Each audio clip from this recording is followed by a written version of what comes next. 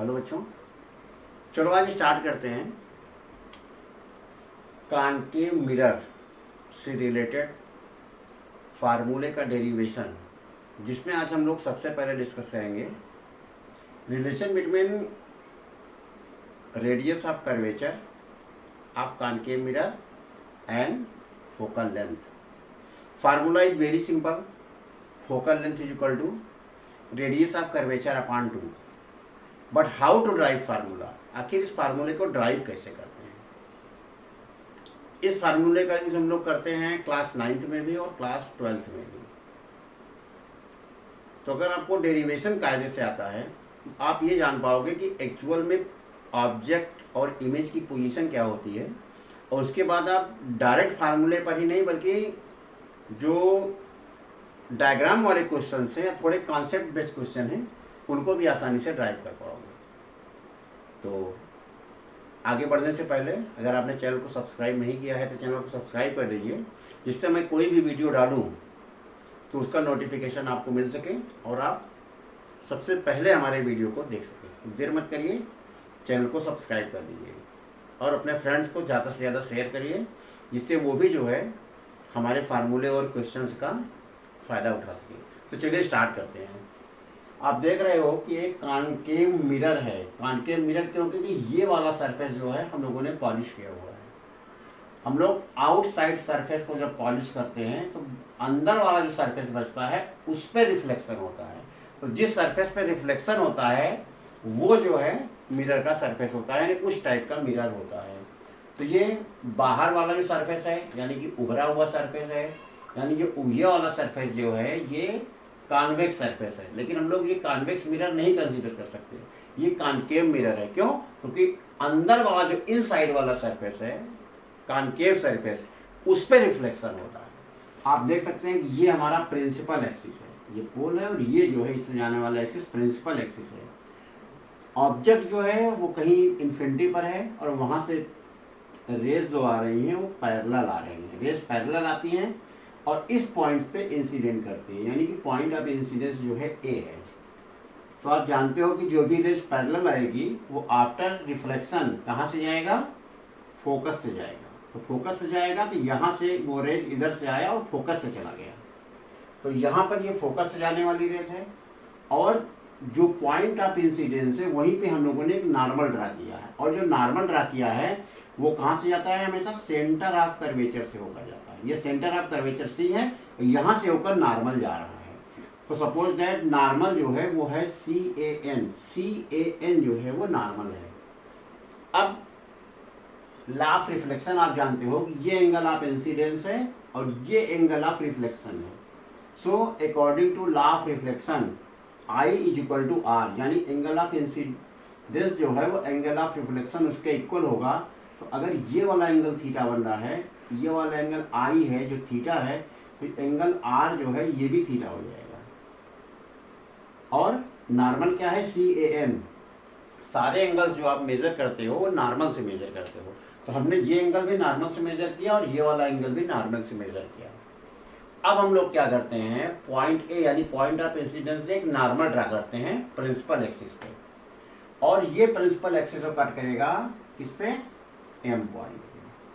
और point P और point M दोनों बहुत ही क्लोजर हैं, यानी कि जो डिस्टेंस हम P से मेजर कर रहे हैं हम लोग कंसीडर कर सकते हैं वो डिस्टेंस M से भी मेजर है, क्योंकि M और P जो है बहुत पास पास है, तो वेरी क्लोज हैं.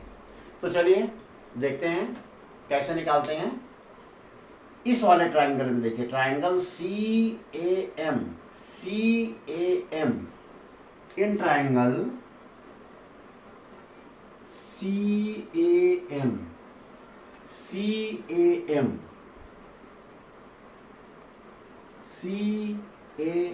This angle.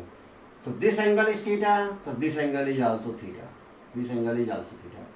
आप इजिली जो है यहाँ से थीटा की वैल्यू फाइंड आउट कर सकते हो. tan थीटा, तो for small angle tan theta is equal to theta. आप tan थीटा फाइंड आउट कर लीजिए, कोई दिक्कत नहीं. तो tan थीटा अगर आप यहाँ से फाइंड करते हो तो this distance upon this distance, इसका मतलब हो गया tan theta is equal to AM AM upon CM, AM upon CM। और एंगल अगर थीटा होता है, बहुत छोटा एंगल है, तो tan theta is equal to theta होता है।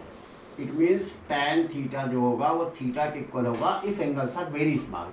It means theta is equal to हो जाएगा AM upon CM। Suppose that this is equation 1। अब इस वाले ट्राइंगल में देखिए, triangle FAM, in triangle FAM, इस वाले ट्राइंगल में FAM सेम काम करिए, 2 थीटा निकालिए। सो tan 2 theta perpendicular upon base means AM upon FM। Angle theta small है, so tan 2 theta will also equal to theta for very small angles। तो क्या हो जाएगा, 2 theta equals AM upon FM।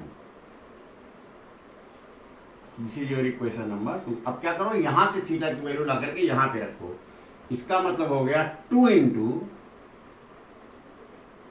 AM upon CM is equal to AM upon FM। हम लोगों ने किया क्या है, यहां से जो एंगल है इसकी वैल्यू को ला करके यहां पे प्लेस कर दिया। अब देखो AM एंड AM दोनों cancel, it means 2 upon CM this distance 2F, और 2F means capital R।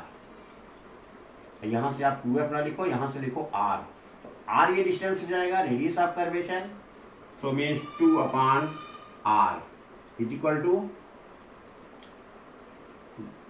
1 upon FM, distance of focus from pole is F, so 2 upon F। It means F is equal to R by 2। Focal length is equal to radius of curvature upon 2, और capital R is equal to 2F। So very simple relation between radius of curvature and focal length। So focal length is always equal to radius of curvature upon 2। So this is relation between R and F for concave mirrors। You can derive formula very easily। It is useful for class 10th and also for class 9th, and in class 12th you can also use this concept। Thanks।